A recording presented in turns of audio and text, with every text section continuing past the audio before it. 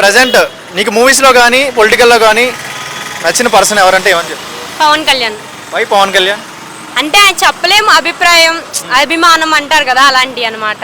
ఇప్పుడు పవన్ కళ్యాణ్ గారు మూవీస్లో మీకు ఎక్కువ ఇష్టమా పొలిటికల్లో ఇష్టమా? రెండిట్లో.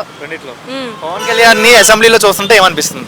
చాలా చెప్తారు కదా, ఏంటి ఏమంటారు, గౌరవంగా అన్నట్టు అనిపిస్తుంది.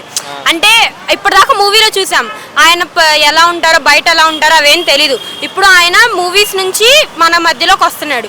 సో ఆయన లైఫ్ స్టైల్ ఏంటి అవన్నీ తెలుస్తాయి, ఎలా ఉంటారు మనుషులతో అనేది తెలిసిద్ది. ఇప్పటి వరకు నేను చూసింది అయితే బాగుంది. అబ్బా ఇంత మాట్లాడతారా ప్రజలతో అని చెప్పేసి షాక్ అయ్యా నేను కూడా.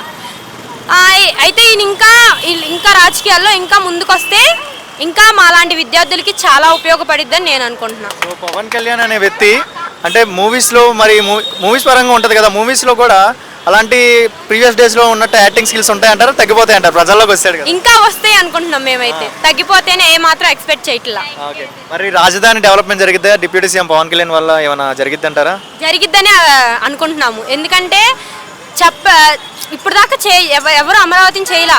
చంద్రబాబు చేస్తానని చెప్పాడు, వెళ్ళిపోయిన తర్వాత చేయలేకపోయారు. ఇప్పుడు మళ్ళీ వచ్చారు కాబట్టి చేస్తారని ఫీలింగ్ ఉంది. సో నీకైతే నమ్మకం ఉందా కూటమి ప్రభుత్వం మీద?